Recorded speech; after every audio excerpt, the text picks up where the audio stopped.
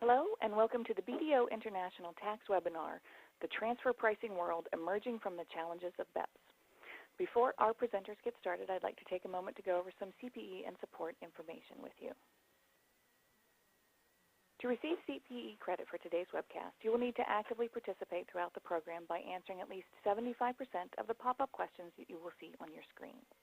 If you're logged into the webcast the entire time and have answered all the questions that appear on your screen, you'll be able to print your certificate from the participation section at the end of the webcast. All handouts and group sign-in sheets are available in the handout section below. Please refer to the CPE and support handout for more information about the group participation and CPE certificate. If you have any questions regarding the material being presented, please use the Q&A feature on the lower right of your screen. The presenters will review and answer questions as time permits. If you run into any technical difficulties during today's webcast, please contact LearnLive using one of the two methods listed here. You can click on the live chat icon, which can be found underneath the support tab, or you can call LearnLive's toll-free number at 1-888-228-4088. And now at this time, I'd like to turn the presentation over to Anton. Hello, a very warm welcome to BDO's International Tax Series of webinars. My name is Anton Hume, and I chair our Global Transfer Pricing Center of Excellence. We're going to talk today about the transfer pricing world and emerging from the challenges of BEPS. It's been 8 months since the publication of the final BEPS recommendations by the OECD, only of course they're not really quite final, and the process of their adoption by countries is ongoing. Nonetheless, today we will discuss the BEPS initiatives and how they are changing the transfer pricing landscape around the world, and what multinational enterprises are and should be doing to address this. We will focus in particular on the renewed emphasis the outcomes of BEPS place on the substance of commercial and financial relations and the accurate delineation of transactions between related parties in the context of the value chain of which they are a part, including the accurate evaluation of risk and its appropriate allocation to group entities. What does this mean to the functional analysis? What does it mean to the transfer pricing evaluation of intangibles? What differences of approach remain between the OECD and countries like the US and China? Where does that leave us in relation to transfer pricing documentation and the new country-by-country reporting for tax requirement? All, I hope, will be revealed. Our speakers today are from the UK, Duncan Knott; from the US, Chandra Sarkar; from Australia, Nick Dreisen; from China, Jay Tang; and you'll also hear from me, Anton Hume, later on as well. Over to Duncan. Thanks, Anton. The OECD's work on BEPS has focused very heavily on substance, where value is created in a business, who manages that value creation process, and who bears and manages that risk. There's no set trigger and no set threshold to substance, and it depends on the business and its commercial model. Function analysis is the key to understanding this substance and being able to present it effectively in transfer pricing documentation. So this is where we start. In this section, we're going to look at why function analysis is more important than ever, the expectations surrounding it in a BEPS world, how we meet that challenge and make the time spent on function analysis really effective, and answering the question of what does that mean for us going forward. So, to start at the beginning, why place this focus on function analysis? Why is it important? Well, it really drives everything else that we'll look at in the transfer pricing process and in the documentation.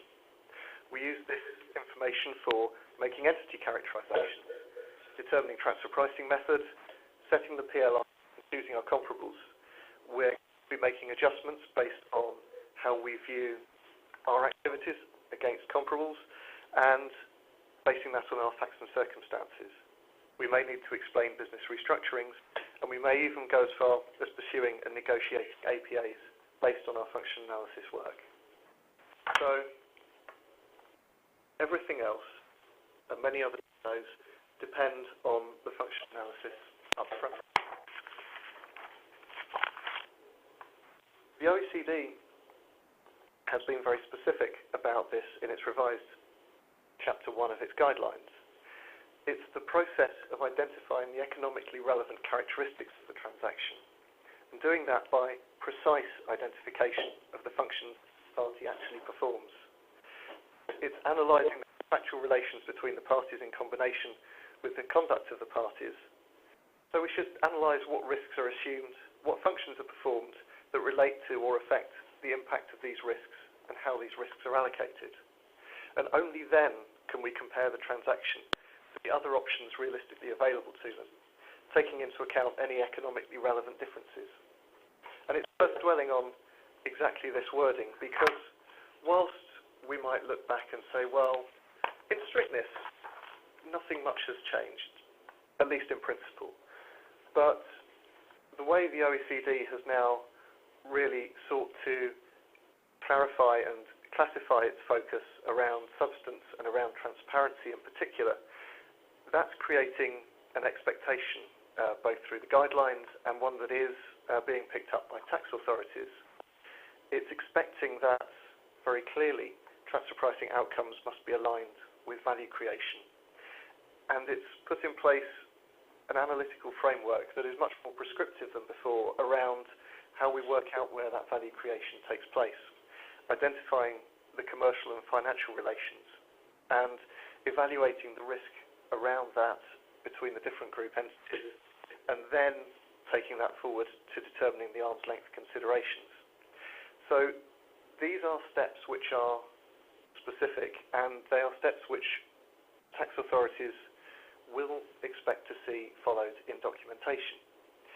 It won't be enough going forward to say, well, here is our legal framework. We'll need to show the economic and ownership and benefit. We will need to show how that activity relates to the legal framework, and where there are inconsistencies, those will need to be explained and addressed in the transfer pricing model. There is this expectation of specificity. So rather than starting from the top down, a legal structure, characterizations, being able to say, no, here is what's going on, identified by the function analysis, and this is what it means for each entity. And this will show up. On the transparency side of things, the local file in particular is going to place a spotlight on this. And as we'll see a bit later on in the presentation, the need to be specific about local activities rather than just start from a characterization is going to require that extra focus and that confidence in the position that the transfer pricing documentation gets across if it is to be fully robust. And the increased sharing of that information which is expected between tax authorities is really going to make sure that this needs to be consistent and throughout the group in case those local files are placed next to each other.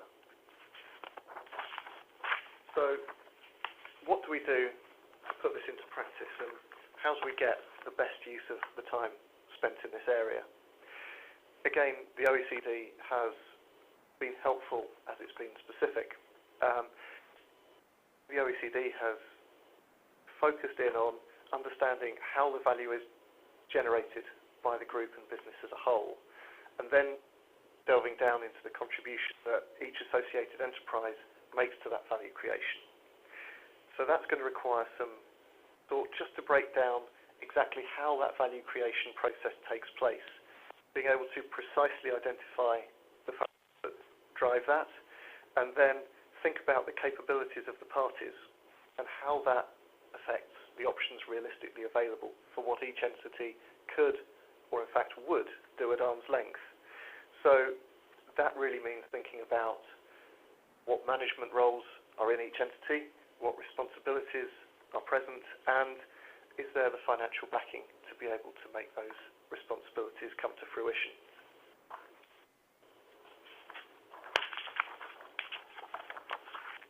Just to think about that a bit more broadly and pick up on some of the terms that the OECD has been putting out there, we'll need to be able to identify the economically relevant characteristics, pull those out and show why those are the particular areas that the group should be focusing on in its transfer pricing documentation. That will require thought around the industry analysis, but also thought around the business's model, strategy, and route to market.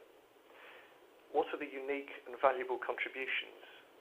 What are potentially harder to price, particularly around intellectual property and intangibles? Talking of intellectual property, can we pull out the key factors of development, enhancement, maintenance, protection, and exploitation in that level of detail and map that through the legal, commercial, and management structure of the business? And when we're looking at that management structure, can we get into questions like who is responsible and accountable, who is merely consulted and informed, and pick up on the kind of RACI analysis that the OECD talked about in the consultation phase of BEPS, even if it didn't make it into the final version. That's a lot to ask when you think about mapping that onto each particular bit of the business, and it's a much higher bar, I would say, than has previously been placed on the function analysis and how that is expressed in the transfer pricing documentation. To give a bit more of a feel for that, just thinking about what does, say, RACI really mean? If we're looking at who is responsible, what type of questions do we need to ask? We need really to get into questions like who is involved in the project planning, who takes that forward on a day-to-day basis, who are the key staff, who manages them, who is signing off on key stage gates in the process, who gives the final sign-off for something to go out the door. If you have day-to-day responsibility, is that the end of the line, or does that need to go further up the chain to someone who is ultimately accountable? Or are we really looking at an enterprise which is, doing the more routine functions and is perhaps consulted or informed, but not likely to be one of the main drivers of value creation, income, and profit? Again, there's a lot of detail that could be gone into here. That will feed through to the planning process for function analysis. Are we spending our time and resources in the right place to get the robustness that we need? But it also, I think, shines a light on what might have been done historically. Are we confident that if we look at our existing transfer pricing documentation, that we can say with confidence that, yes, all of this is explained and can be set out clearly, that we can take that even down to the granular level of, say, the DEMPI functions for intangibles.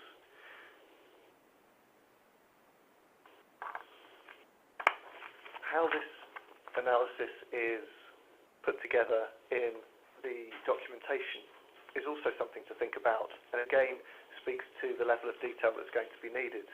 The OECD is focused much more on risks than it has been before, and again, there's some expectations that they set around an analysis of the risks assumed together with the functions that are performed in relation to them. And it's worth spending just a moment going through what those are and how the OECD has phrased them. So it's looking to identify the economically significant risks with specificity. Again, that word. So it's really wanting to know that if you are talking about the entity in Italy, the key risks are. This isn't a case of we have some limited risk distributors in the group and here is their model. It's building from the bottom up rather than imposing necessarily from the top down. Taking that forward, how do those specific economically significant risks get reflected in the contracts between entities? How do those associated enterprises manage those risks? Who and where? Where is the management team? Who signs off? Is this consistent throughout the group? Who has the financial muscle to be able to back these decisions up?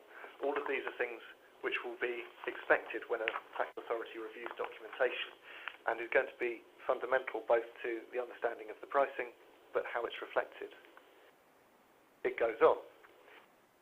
If we look at the contractual assumption of risk, is that consistent with the commercial model we're looking at? Of course, if the commercial model differs, that will start to take priority and take precedence in the pricing. And if we can accurately set those things out, then can we show that in the comparables and the pricing policy that we use to represent the consequences of where that risk is assumed. Again, it's that who, what and where, how, and can the business do what we say it does in the way that we say it does, consistently and transparently. And can we do that for each of the key value drivers and economically relevant characteristics? Again, it's one of those things which, to look at it fresh and cold, makes you think that there is a significant increase in where the bar has been placed. So what does that mean for us? Well, there's higher expectations to get that robustness and confidence. And there's a risk from characterizing and badging entities and activities. One size may not fit all, and broad brush characterizations may not stand up, particularly in the context of a local file. There's the need, we would suggest, to talk to the business, and the local businesses in particular, not just the head office. Get the local picture, how it really works, because then that can be fleshed out in the local file. There's that local detail, but it also gets a chance to achieve local buy-in. So if local teams are going to potentially run into, meet tax authorities, will they be supporting your position consistently? Make sure it's not something that works within the four walls of head office, but no further. And you've got the detail by that stage, just get it into the document effectively. And again, we'll come back to that shortly. Just to round off on function analysis, what would we suggest are the best next steps? All this can seem daunting and potentially an open-ended challenge. Well, getting the function analysis right is going to be critical to the rest of the transfer pricing policy. Work out what breadth you need to cover and the appropriate depth to go into. Be comfortable that you've got the right level of understanding. And if honestly looking at the policy that's in place and the documentation that's in place at the moment and it looks old, or dare I say it, old school, now's the time to revisit it, review it, potentially revise it. And even if no revision may be needed, and the business model still carries on consistently, are we comfortable that the documentation addresses the requirements of master file and local file that we'll see shortly, and does it really effectively answer those questions around the functions, assets and risks, where they're performed and how they're managed, that the OECD and tax authorities are going to expect? Now, a key area that this will need to cover is intangibles, and that is where we'll turn next. Thank you, Duncan. And thank you all for taking the time to attend this presentation. In the next few slides, I will present a summary of the OECD action items that provide guidance on intangibles. I will also present a comparison of the U.S. transfer pricing regulations and will also with the U.S. transfer pricing regulations. And my colleague, Jay Tang, will also present some intangibles-related updates for China. So why has intangible property been the focus of the BEPS project? The quotes on this slide clearly summarizes what OECD believes.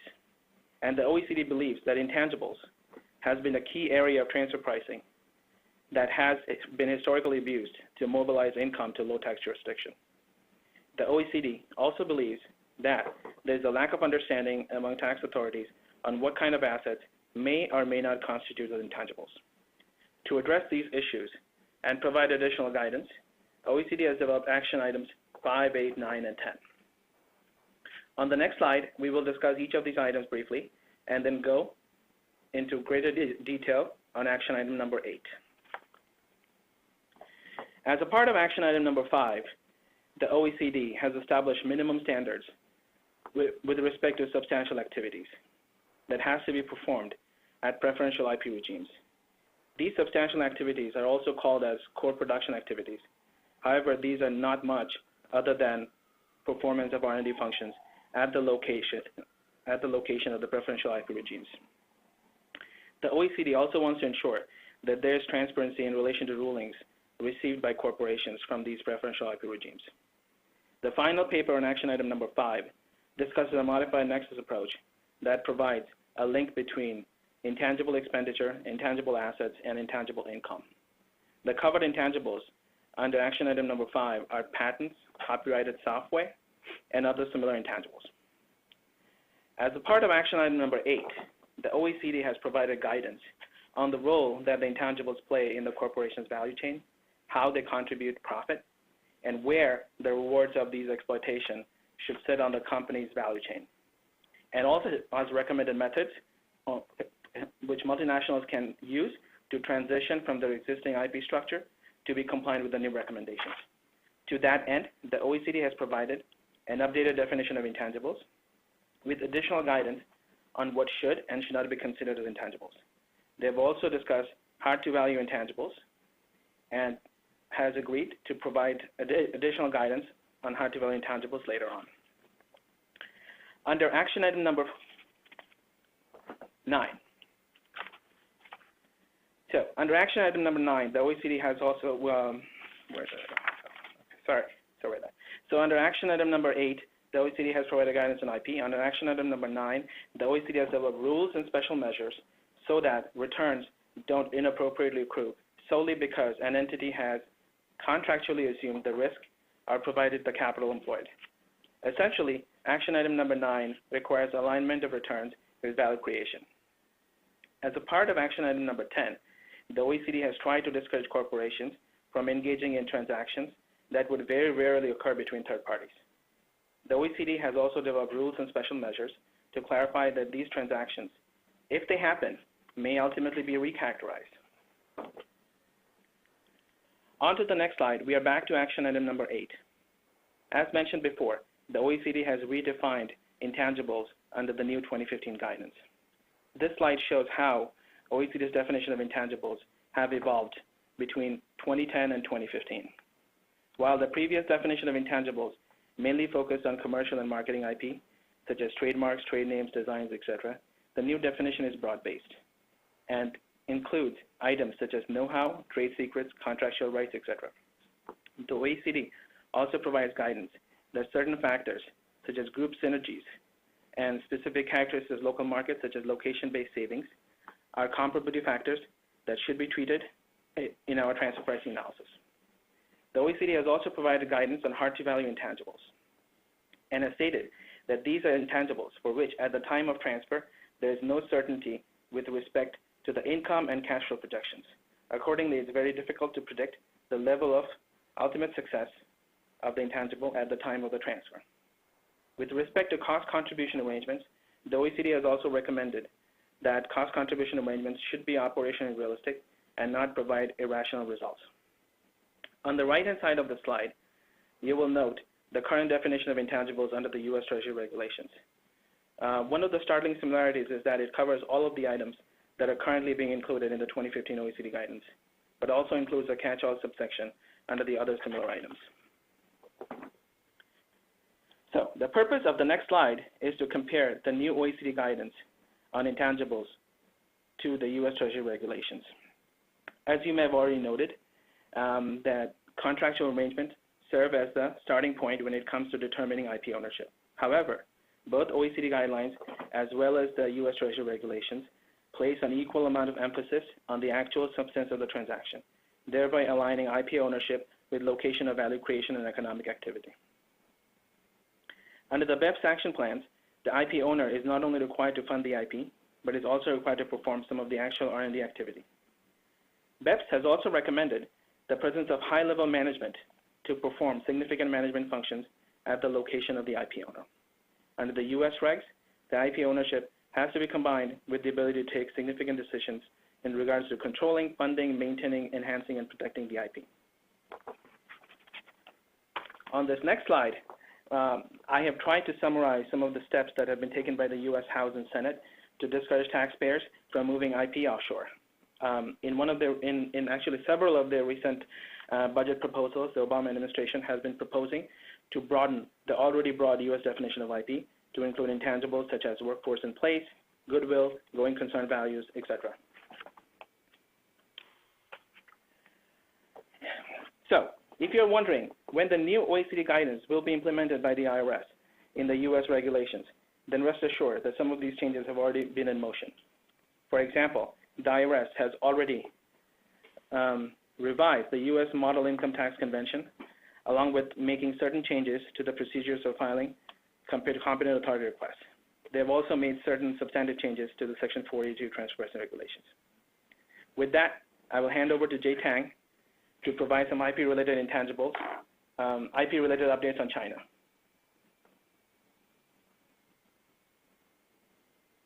Thanks, Chandra.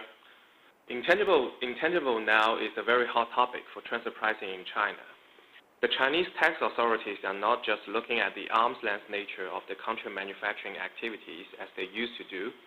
Moreover, they are looking at the intangibles area, such as the transfer of IP or shares between intercompanies, the arm's length nature of the intercompany royalty arrangement, etc. As a result of that, we see a new chapter on intangibles was added into the draft version of the new China TP rule. In that new chapter, a lot of concepts were introduced. For example, the definition of intangibles, the allocation principles, and how to evaluate the IPs. Compared to the legal ownership of the IP, China is more emphasizing on the economic ownership and the principle of matching the distribution of intangible incomes with economic activities and value contribution. In addition, the China-specific factors are required to be considered when evaluating whether the Chinese companies enjoy any location-specific advantages or group synergy. This is sometimes contradictory to the rest of the world when the headquarter companies always emphasizing the key value of the core IP. Recently, we have seen a growing number of transfer pricing investigation cases that the Chinese tax authorities are arguing for a higher expectation on profitability of the Chinese subsidiaries that carry out certain levels of R&D and sales and marketing activities in addition to its day-to-day operations. Now, I will hand over again to Chandra, who will give you some final thoughts on the intangible discussions. Thank you, Jay. So to wrap up this section of intangibles, our final thoughts are as follows. You need to evaluate whether your existing transfer pricing policies are aligned with the broad definition of intangibles as included in the new guidance. You, to that end, should also identify what changes need to be made to integrate functions that contribute to value creation with the entities that realize the profits from value drivers. You also need to identify the presence of hard-to-value intangibles in your IP portfolio and determine appropriate valuation methods for those intangibles. You should also prepare robust documentation incorporating a detailed functional analysis in the group's master and local file. With that, I will hand over to Nick Dreisen to talk about TP documentation, the new good practice. So once you've gone and evaluated your group, what you need to do is to put your transfer pricing documentation into practice. Classic transfer pricing documentation has only had sort of one transfer pricing document.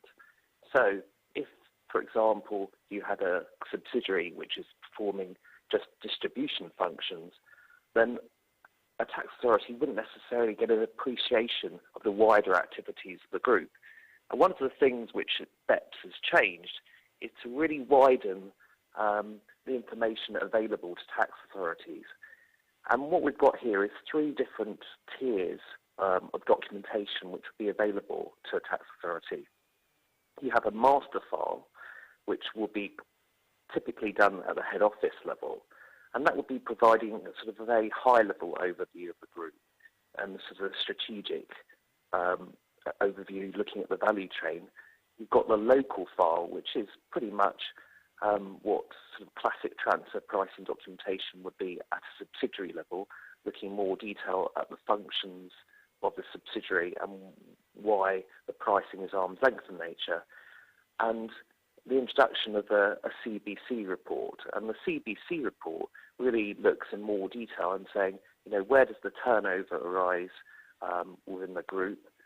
Where are the taxable profits? Where's the distribution of assets, risks, people, and do they match? And that sort of goes into what Duncan's been talking earlier in terms of, you know, economic substance. And do those economic substance match the purported functional analysis in the group? And for most countries, this will be applying for years beginning after the 1st of January 2016. So if your 31st December 2016 year end, you will already be within this new BEPS regime, which is sort of quite a scary thought in terms of the amount of work you'll need to do. Now, I suppose what we're getting groups to think about at the moment is your documentation up to scratch. And I suppose being a transfer pricing practitioner, we see quite a range of documentation. And I suppose at one extreme end of the range, and I'm sure most of you won't be this case, some groups have very limited documentation and they sort of rely on emails, legal contracts, invoices and transfer pricing policies. And they don't have really the discussion of the classic OECD guidelines on it. At the sort of the more typical end of the spectrum, we have groups who have the transfer pricing documentation, but they've been sort of rolling forward each year. And I think, as Duncan mentioned earlier, the transfer pricing discussion in terms of functional analysis is relatively limited.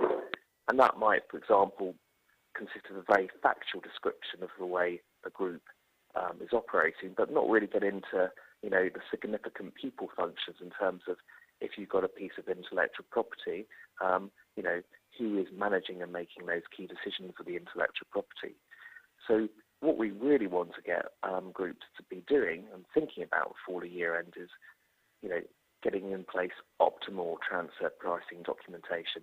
And that's really mapping out the value chain and considering, who are these key decision makers in the group, managing, say, your marketing function, your IT function, and are those supporting the, the legal, distribution of assets or risks within the group. So let's just go in a bit more detail about this master file. Broadly speaking, the master file, as I said, is a very high-level overview of the business. It gives the organisational structure, your strategy and value chain, a look at your intangibles, your financing activities, and your financial and tax positions.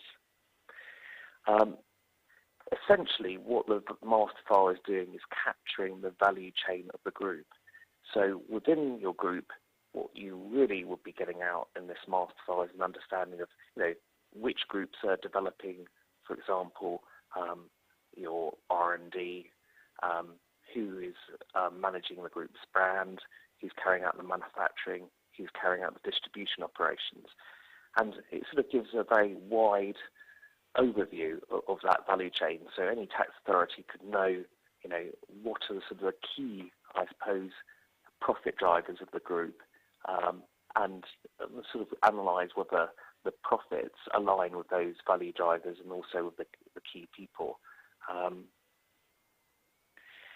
The local file, on the other hand, is really your classic sort of transfer pricing file, and that's sort of really looking at local issues. So if I'm, say, a contract manufacturer or someone who's doing sort of contract R&D, I'll be looking at to see, well, I suppose, if I claim that I'm a limited risk distributor, what influence do I have over the distribution activity? Do I get given, say, sales strategy by my parent company? Are my risks truly limited in terms of my managing my stock risk or debtor risk? So again, they'll be looking at the risks, ported risks, and actually the key decisions behind those risks. So except it would be more to a local level rather than the broad level of the wider group. Now, in terms of how this master file will be used by tax authorities, I foresee almost it's sort of raising potential audits really at the head office level and at the subsidiary level, particularly where you've got in place sort of what you would call value chain or sort of supply chain planning structures. And I suppose I've just got a simple example here of some of the controversy which has been in the media, where you've got software companies putting IP offshore in, say, the BVI. And, I suppose there's been talk about profits being attracted in those countries. And, here we've got a master file and CBC report, which is saying that whilst we've got the software IP and brand IP, which is in this case held in the BVI, the actual people who are behind sort of managing that IP, potentially the head of marketing, the CTO and the CEO, are based in the head office, which potentially could be, say, the UK or the US. And, you know, that potentially is going to give rise to an audit risk. Similarly, at the subsidiary level, as in the case of companies, high-tech companies, it's potential that, well, it's possible not to have a permanent establishment, because if you were to buy a book in the ether for an ebook, for example, it need not be, you know, in a contract with a local subsidiary. It could be with places like, you know, a tax haven or Singapore, for example. So, you know, in those situations where you sort of click online and don't have any local transaction, then there may be no payee or taxable presence. And countries like the UK and Australia have introduced a diverted profits tax. So again, that's an area of potential controversy from a tax authority. So another controversial area of transfer pricing is how often do you update your transfer pricing documentation, because clearly that's a burden on businesses. And some countries like the US or Australia have sort of strict rules on how often you update it. But you know, even in other countries around the world, I think what the OECD is saying is you need to have this as a living document. And you know, business is fast-paced moving at the moment, and also you'd expect key people around the group will be moving, and that's going to impact potentially the support for your intangibles or risk. So, you know, I would recommend that you something which you at least assess each year and see whether it makes sense from a transfer pricing perspective. Now, looking down at the local file, how much focus do you need to put into each country? Because you might have, for example, 20 or 30 countries if you're a big group, and that could be a huge sort of compliance burden. And I suppose what we would recommend you to do is just to look at really the level of transfer pricing risk associated with each country, and maybe also that might be in terms of the materiality of the subsidiary, the riskiness of the transactions, and also might be you know, how aggressive the tax authority would be. For example, in Australia, if you don't submit your sort of country file, master file, and CBC file to the ATO, you get a $450,000 penalty for doing it.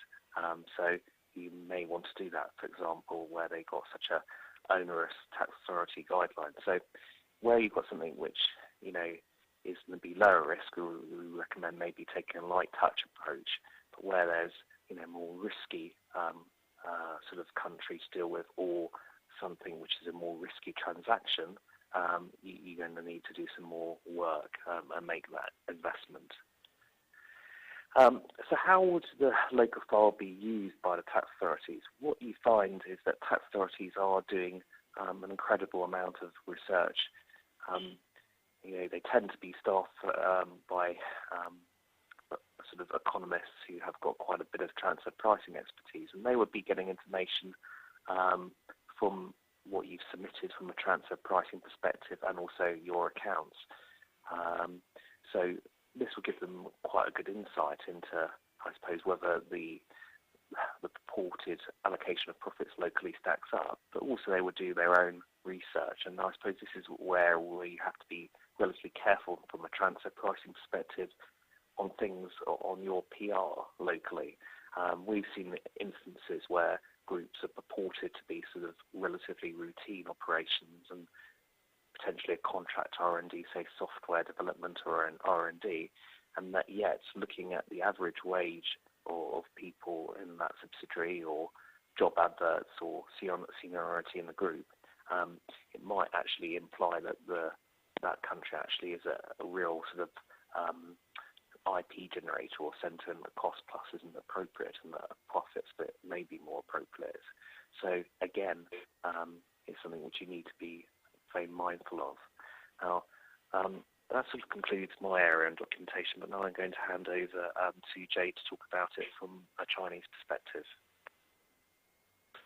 Well, thanks, Nick. As a result of that, China also plans to change the domestic documentation requirement to address the three-tier approach.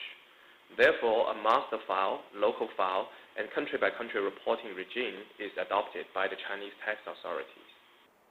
For the local file, the Chinese tax authorities are looking for a lot of information disclosure on the value chain analysis, foreign investment, and related party share transfer. This will create difficulties to multinational companies in collecting information such as allocation method and the result of group profit in the global value chain. A unique China documentation requirement is a special issue documentation report, which applies to the conditions when the taxpayers conduct the related party service transactions, or if the taxpayer implements the cost-sharing arrangement, or if the taxpayer violates the thin capitalization rules. The threshold for the documentation requirement in China remains the same as stated in the draft version of the new China TP rule.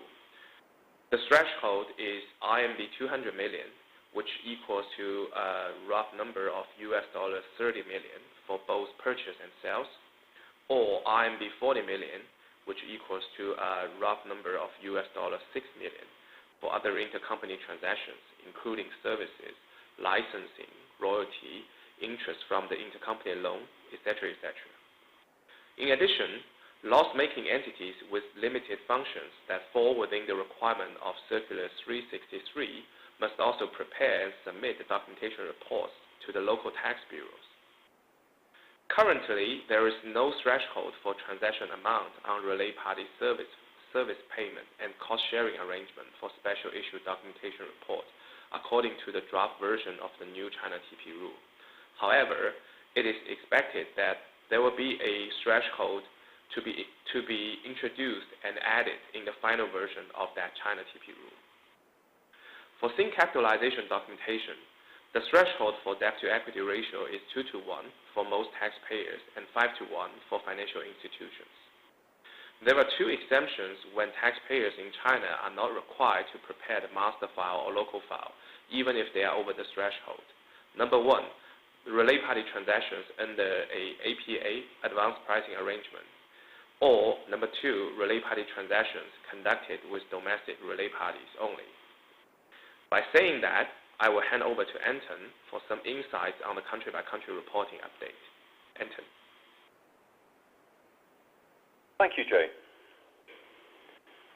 So that takes us to the final section of today's webinar, country-by-country reporting for tax and update.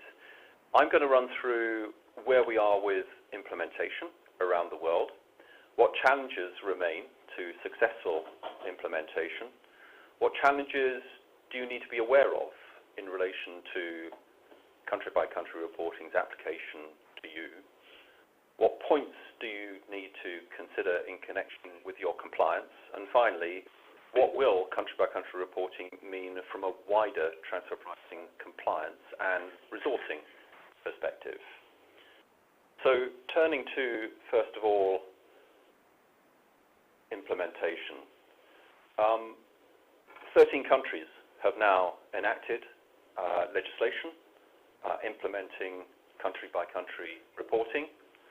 These are early, i.e. 2016 adopters.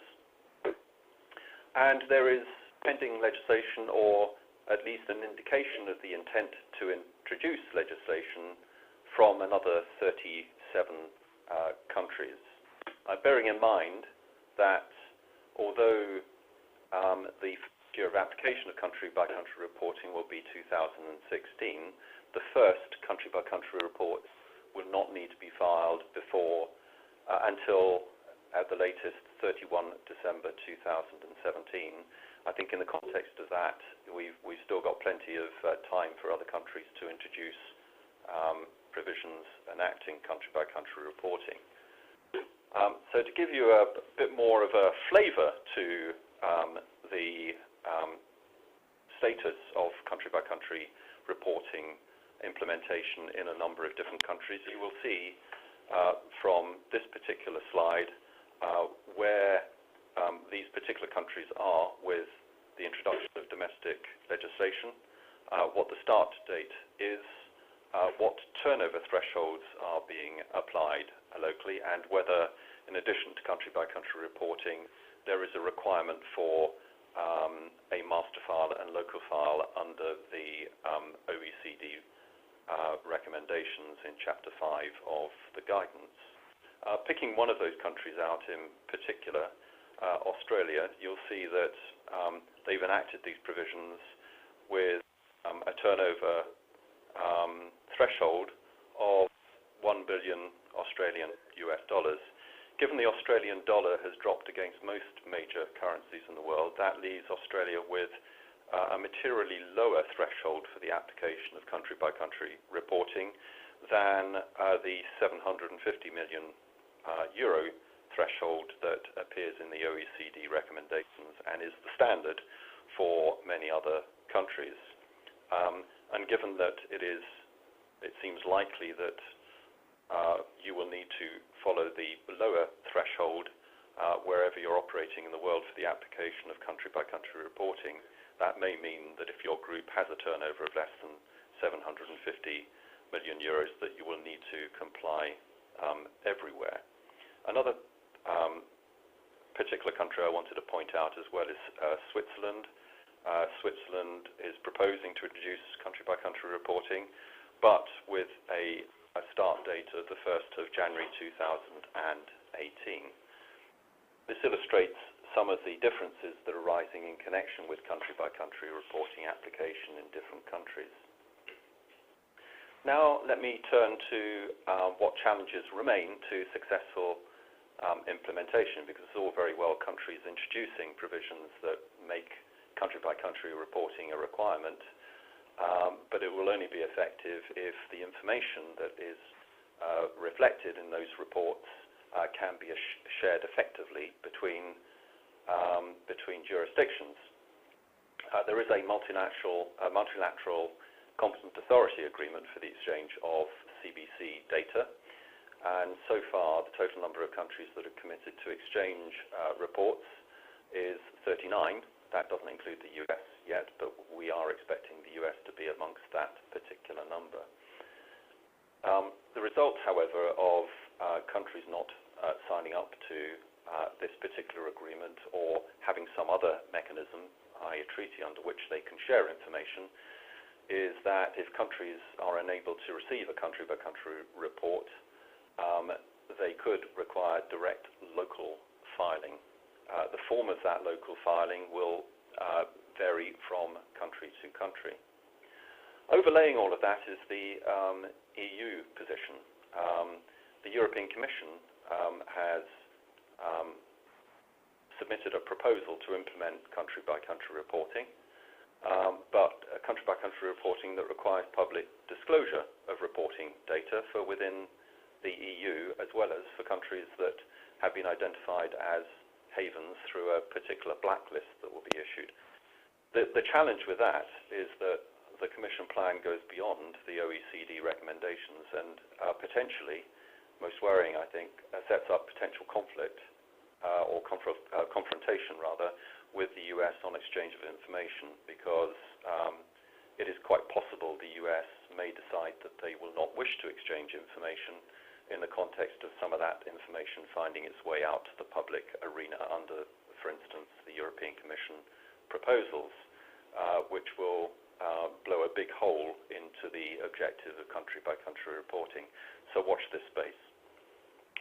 Whilst on the subject of the US, let me say a few words about where we are with the US timing of the introduction of country reporting in the United States. There have been some fears that the US would not introduce country-by-country reporting until 2017, and the concern in that context being for US-led multinationals what they would then need to disclose in other countries by virtue of country-by-country reporting, or even the prospect of groups being forced in that context to choose a surrogate parent company that would act as the filer for the US group. What we now know is that regulations, once finalized, are to be effective for company years beginning on the 1st of July 2016 in the United States. So that problem has been partially resolved. But also the US is working to accept voluntary filings for groups with their ultimate parent company in the United States or a US territory going back to the 1st of January 2016.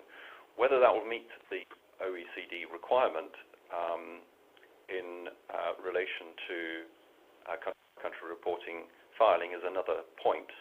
And the US is working with the OECD to try to put together a package of measures to address this particular issue so that this won't cause a problem in terms of filings in other jurisdictions for US multinationals. Again, watch this particular space. The third area I wanted to talk about is what challenges that you need to be aware of with country-by-country reporting's application to you. First of all, I want to talk about two issues here. One is global variations in adoption, and also postulate what may happen with non-compliance, which I think is a non-starter. But let's talk about global variations in country-by-country reporting adoption to start with. Some countries are early adopters, as we discussed earlier. So the UK, Spain, Netherlands are amongst the early adopters. Others are late adopters. What do we do to deal with the late adopters in that period before adoption? Some countries require filings of all documents, so just not the prescribed country-by-country reporting template tables, but also in countries like Australia, there is a requirement to file the master file and the local file. There are also variations in reporting thresholds, as I've discussed earlier, due to the impact of foreign currency movements. On the non-compliance point, what I would say here is that there's absolutely no concept of materiality in country-by-country reporting. If your group has a requirement to file, if it exceeds that threshold, then even if you have the smallest of permanent establishments in a particular location, you need to report relevant country-by-country reporting information for that territory in your filing. What it will mean is that there is going to be increased risk of scrutiny and controversy if there is a lack of full compliance. Certainly countries are introducing heavy penalties, and in certain instances, like the Netherlands, there is potential criminal penalties against directors of companies that are required to file. And finally, the point I'd make here is that it is very easy for tax authorities to identify multinational enterprises that need to file a report and haven't done so. Turning to my fourth point, which is what other points do you need to consider in connection with your compliance? Well, I think the biggest challenge for multinationals will be practical challenges afforded by collating information. Finding information for the purposes of filing may be extremely difficult. Question to ask is, are your reporting systems fit for purpose in this respect? The second point is, do you use in-house tools, i.e. Excel, or specific external tools to aid with the collation of information and the analysis of information? That will depend upon the complexity of your the information that you're trying to draw upon, the adequacy of your current systems, and there may be a cost factor here as well. I would certainly say that external tools may better aid in the management of your compliance and the monitoring and analysis of unanticipated deviations from outcomes from those expected in connection with the disclosure. Bear in mind, of course, in looking at this, that the important issue is that countries will be using the country-by-country reports to risk assess. That is their starting point. I think as well that all of this means that in connection with the preparation of the master file and local files, that there's going to be increasing centralization of the compilation of transfer pricing documentation. The next slide, in terms of other points to consider, certainly what I'm telling all of my clients, many of them are doing, fortunately, is to undertake a dry run to ascertain what the country-by-country report will show. It's important to consider your story, and it's important because what the country-by-country report will highlight will almost certainly be gaps and inconsistencies in transfer pricing policies and their implementation, and also inconsistencies in the place where revenue is recognized and where value is created. Another thing to bear in mind is if there are inconsistencies between where revenue is recognized and value is created, there may be a reason for that, and that is what Table 3 of the country-by-country reporting template is there for. So how do you defend your positions on Table 3? Indeed, do you complete Table 3 at all, because that may act as a red flag in the first instance. Another major concern is what approach you take. So under country-by-country reporting, you can take a bottom-up approach by analyzing your data from a local statutory accounts perspective, or a top-down approach by allocating the group's consolidated income and compiling your country-by-country reporting data. There are merits in both. My apologies, I've missed out one slide there, but the fifth point I wanted to make is what would country-by-country reporting mean from a wider transfer pricing compliance and resourcing perspective? Well, I think that the increased transparency of financial results is going to mean that deviations from transfer pricing policies or the implementation of those policies will become more transparent to tax authorities. And therefore, it's almost inevitable that what you'll see is increasing centralization of transfer pricing policy setting and monitoring by multinationals, more centralization of documentation preparation, because it will be center headquarters that will have access to information more readily to complete the master file and at least begin the local country file preparation. Also, of course, multinationals need to ensure that the country-by-country report, master file, and local files are consistently providing information about their global and local operations and their transfer pricing policies, so you can read across from one to the other. What does this mean in relation to resources? It means potentially that there will be an impact on resources, requirement for new systems, and potentially additional resources to deal with transfer pricing issues. With that, we have a few questions from you to wind up our session in the final 5 minutes. So let me hand over to Duncan, first of all, to pick up on one of those points. Okay, no, thank you all very much for your questions. We've had some great ones come in. We know we're pushed for time, but we'll cover as much as we can. There's one which was, given the emphasis on specificity in function analysis, how are head offices managing the information gathering process in our experience? Well, what we've seen is that a head office only approach coming out of the centre has risk with it, and it's quite often where one of these has been in place that weaknesses in local information and the local application of pricing have been turned up. So what we suggest and what we've seen work very well is it's still best practice to run the process from head office. It avoids duplication. It ensures consistency across the group, and you have a group product. But it can't be central in isolation. Take the central policy out to the local entities, test that with the local business, test the understanding of what's really going on, find out the local differences and work out the kinks. That then can flow through to a much more robust documentation product, a much more robust pricing policy. It avoids sector, and it gives a chance to get buy-in from the local teams. I think we have time just for one more very briefly. Anton. So one of the other questions was about country-by-country reporting, and the question being, will having an entity in a territory with a requirement mean that the group will have to prepare a file anyway? I think that what that means is, if you've got a requirement in one country but you don't in another, do you need to prepare the file anyway?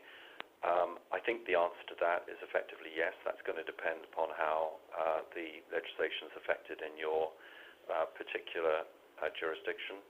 But it's worth bearing in mind thresholds shown in relation to the initial filing and what local tax authority expectations may be of things that need to be thought about very carefully. Anyway, we've run out of time. Thank you very much for listening. I hope we've given you a lot of food for thought. If you'd like to contact any of us, our contact details are on the slide that you see in front of you. Finally, do join us for our next webinar on the 20th of September 2016 on tax compliance, how to manage it across multiple jurisdictions. Thank you very much indeed. Very much indeed. Very much indeed. Very much indeed. Very much indeed. Very much indeed. Very much indeed.